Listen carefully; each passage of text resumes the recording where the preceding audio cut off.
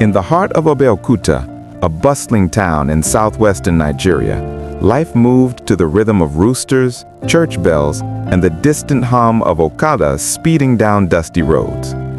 Amid the warm chaos lived Ngozi, a woman whose beauty once drew whispers even in the markets. Her husband, Emeka, had married her 10 years ago, full of promises, laughter, and dreams. But with each passing year, those promises faded like chalk washed by the rain. Emeka was once a man of ambition, a trader who sold building materials across Ogun State. But lately, he had become distant, spending more time away from home, returning only to sleep or argue. His phone rang at odd hours, and he often smiled at messages he didn't want Ngozi to see. His excuses were the same every time. Business is tough. Customers are difficult. Don't stress me, Ngozi.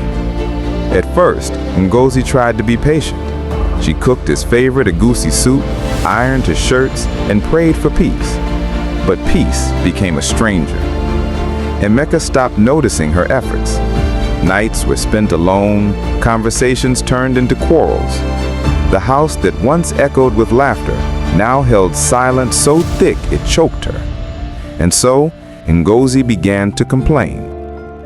Every morning, after sweeping the compound, she would sit outside with her neighbors, Mama Aisha, Mama Feme, and sometimes a younger man named Kunle, who lived in the next flat.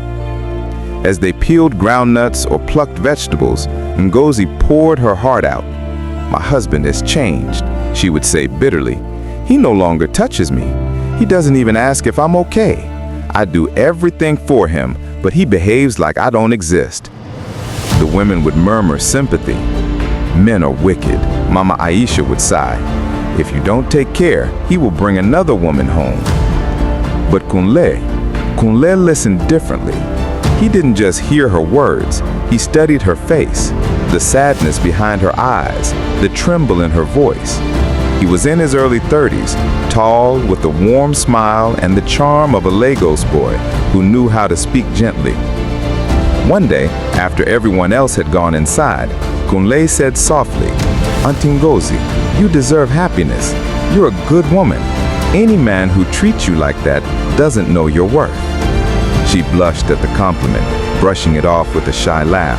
"Ah, Kunle, don't mind me, Jare. Marriage no easy."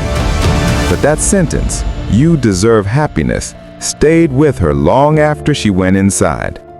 That night, when Emeka returned late smelling of alcohol and perfume, she cried quietly in the bathroom.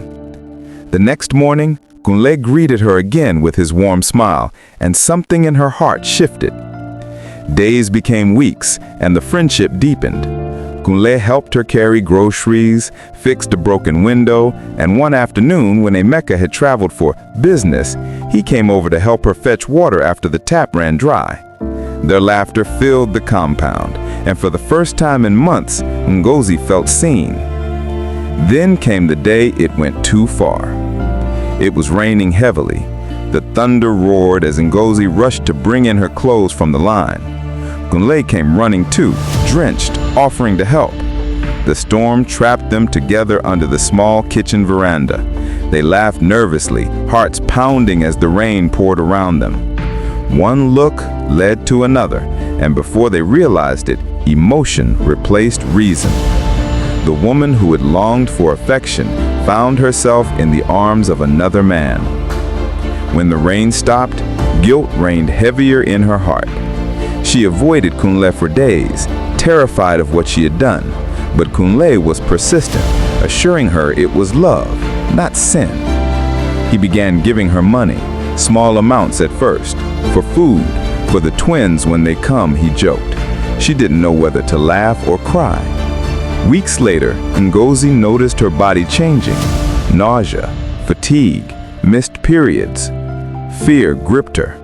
She went to a local clinic, trembling as the nurse confirmed she was pregnant. She stared at the paper in disbelief. "Pregnant," she whispered, "but Emeka hasn't touched me in months." That night, she sat awake, heart pounding, staring at the ceiling. How could she explain this? The timing, the shame, the secret growing inside her, it was too much. When Emeka returned from his trip, she broke the news, pretending to be shy. "Darling, I think we're expecting," she said softly. Ngozi, you mean it? God has done it for us again." He lifted her and spun her around, tears in his eyes. Ngozi wanted to scream. The guilt nearly tore her apart. But she smiled instead, whispering, "Yes, God has done it." Months passed. Her belly grew and the neighbors celebrated. Even Kunle stayed distant, though his eyes lingered with silent pride whenever he saw her. When the time came, Ngozi gave birth to twin boys, healthy, bright, and strong. Emeka named them Chidera, God has written, and Chimobi, God knows my heart. The irony of those names cut through her every day. Emeka became a different man. He was overjoyed, waking up early to feed the babies, buying them toys, singing lullabies. He even bought Ngozi a new wrapper, saying, "You've made me the happiest man alive." Each time, her heart broke a little more. The twins grew up in love, surrounded by the man who thought they were his blood. Emeka worked harder, paid their school fees, took them to church, and taught them honesty and humility. They called him Papa proudly, and Ngozi, torn between gratitude and shame, kept her secret buried deep, praying every night for forgiveness, fearing the day truth would find her. But truth, like a shadow, never sleeps. And one day, when the boys became men, it would rise. The twins, Chidera and Chimobi, grew like the morning sun, bright, curious, and full of laughter. Their energy filled every corner of the small compound in Abeokuta.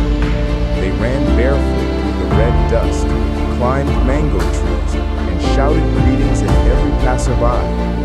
To the neighbors, they were Emeka's boys, his pride, his proof that patience bore fruit. Emeka loved them more than life itself. He would wake before dawn, fry plantain and eggs, and rush home from work with small gifts.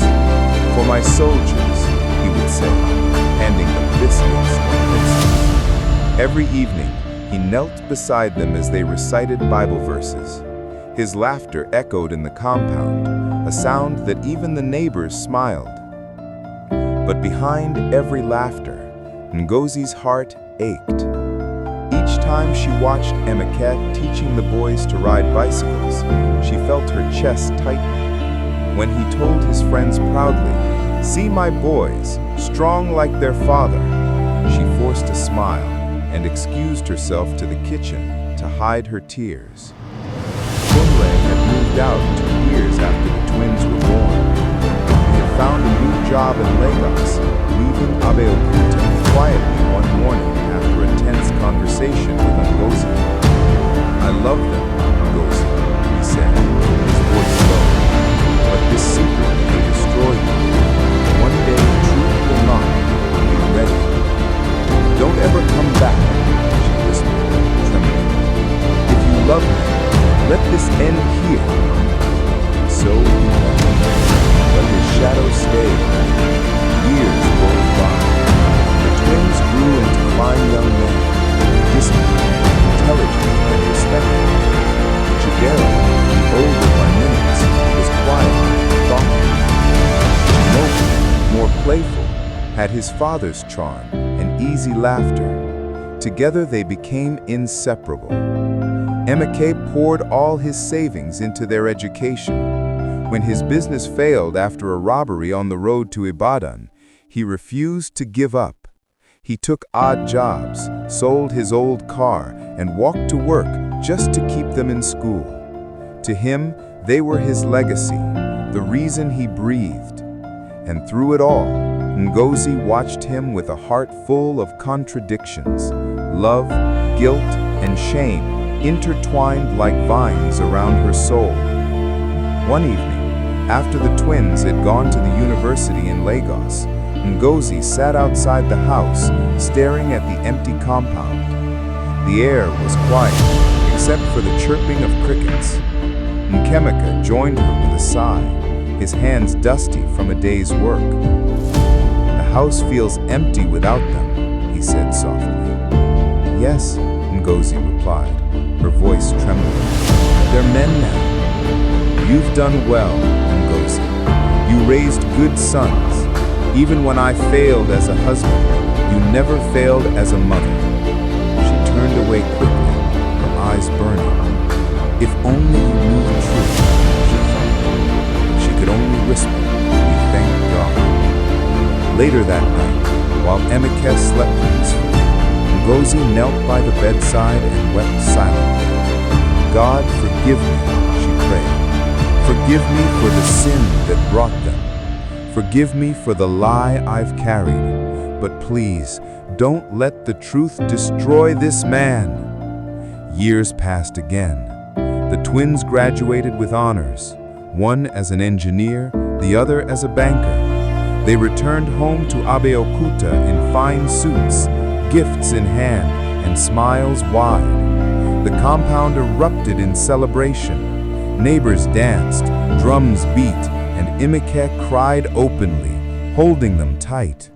"My sons, my blood," he shouted, tears streaming. "You've made your father proud." Kunle, who had since returned to Abeokuta for a project, stood at a distance, watching. He had aged, his hair grayed slightly, his face lined with regret. He saw the twins and felt a pang deep inside. They looked like him, especially Chidera, whose jawline mirrored his own. That night he couldn't sleep. He knew he shouldn't interfere, but fate had other plans. A week later, he met Shimobi by coincidence at a car wash. The young man was cheerful and respectful. "Good evening, sir," Shimobi greeted. "You look familiar." Kunle smiled faintly. "Maybe you saw me around before. I used to live near your family years ago." They chatted briefly, and something in Kunle stirred, an ache he had long buried. The urge to tell the truth fought with the fear of destruction. When Shimobi left, Kunle sat in his car gripping the steering wheel. "They deserve to know," he muttered. "They have a right to the truth." He tried to ignore the thought, but it haunted him like an echo. Finally, after days of torment, he decided to visit Ngozi. It was a quiet Sunday evening. The church bells had just finished ringing when Kunle knocked on the familiar wooden door. Ngozi opened it, freezing at the sight of him. Time seemed to stop. "Kunle," she whispered, her voice trembling. "What are you doing here?" "I just came to see you, to talk." "There's nothing to talk about," she snapped, glancing nervously toward the living room. "My husband is inside." "Kunle, please," he said softly. "It's been 20 years. I can't carry this alone anymore. They're men now. They deserve to know." Her eyes widened in panic. "No, you'll destroy everything. Emeka has suffered enough. He loves them more than his own life." "And I don't?" Kunle's voice cracked. "Those boys are my flesh and blood, Ngozi. Every time I see them, it kills me. I want to know them, even if not as a father, then as a friend."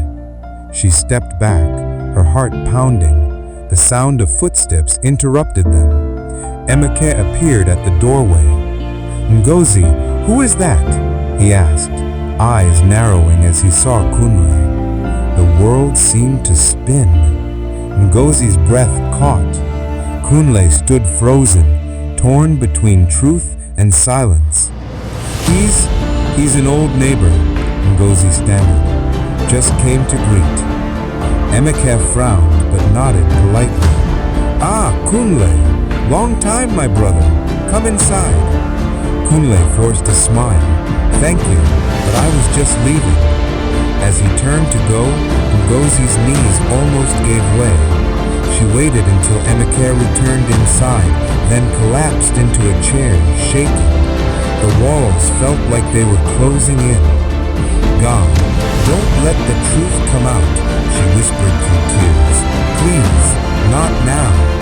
But outside, Kunle stood by his car, whispering